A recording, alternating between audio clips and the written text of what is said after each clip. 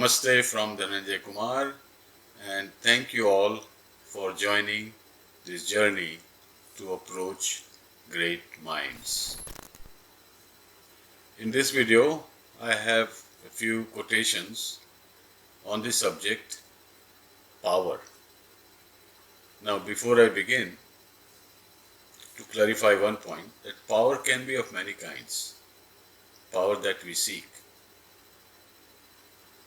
Sometimes we seek power, strength in body, so that we can work harder, we can bear more labor, we can do something wonderful, and we stay healthy. So a powerful body is good. Also, please note that a powerful body is not a stiff body, because the strength of the body comes from flexibility. If your muscles are huge but tight and you look big as a physical personality, that is, sometimes that can be power, but many times that is not power. That looks big but acts small. So the real power of the body is flexible, healthy body that has more power. Also, power of mind. Power of mind signifies your ability to have strong convictions, to have strong desires to do something good, and you have determination to do it. You also have power of concentration and going beyond concentration to meditation. All that is power of mind. So that kind of power of body, power of mind is positive, is good. But quite often, many people seek power over others. And more power they seek, the worse it gets. So the first quotation is by Lord Action. Power corrupts, and absolute power corrupts absolutely. So power in this sense is about others. You want to be more powerful than other people, and you want to have power over them, so that you can control them, you can direct them. And more power you want over others, which also means that you want others to have less power. You want others to be weaker, so that you can have more power.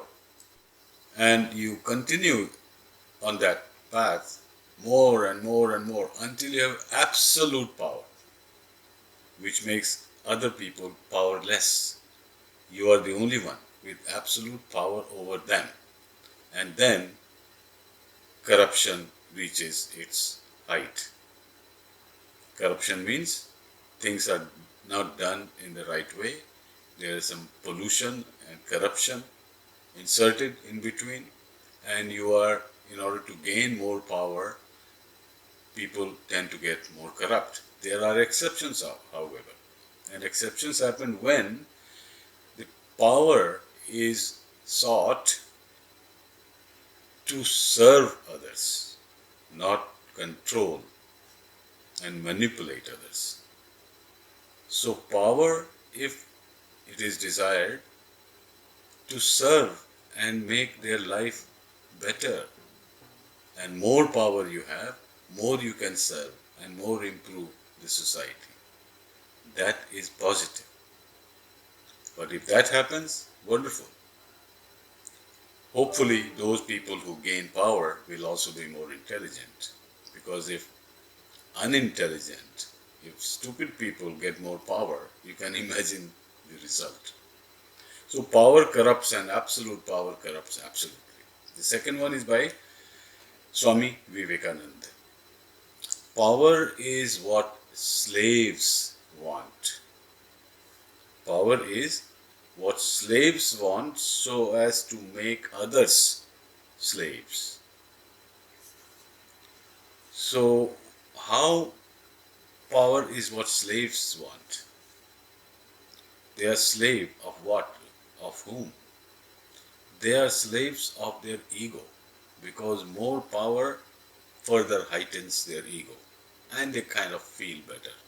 Look, my ego is not only satisfied, but my ego has grown and it is satisfied.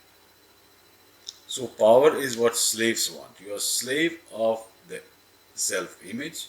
You are slave of your negative mindset, and you want to make others slave. So you have more and more power, other people have less and less power, and you want them to be slave.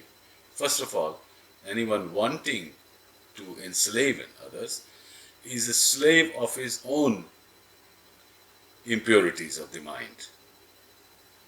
So power is what slaves want so as to make others slaves. P. Hendricks says, when the power of love overcomes the love of power, the world will know peace. So here love is shown as a source of power. Power and more power to love, which means more power to give and more power to serve. So this is a positive take on it. When the power of love overcomes love of power, which means love has overcome desire for power. So when the power of love overcomes the love of power, which means that you have a greater power in your love, because you are driven by love, not driven by power. You are driven by love, and that is the power. So if you have more of that, then love for power alone, then the world will know peace, because it is the power and ego that drives conflict and violence. Now Osho takes us a little further. You need power only to do something harmful. Otherwise, love is enough. Compassion is enough. So, the first part of the quotation is along the lines of the previous quotations. You need power only to do something harmful. Otherwise, in other words, you are not seeking power for negative actions and thoughts. Otherwise, love is enough, and love itself is power. So the power of love is good enough, even better than that. So love is enough, compassion is enough. You need power only to do something harmful. Otherwise, love is enough, compassion is enough. Thank you for watching and joining me, and we'll meet again soon. Namaste.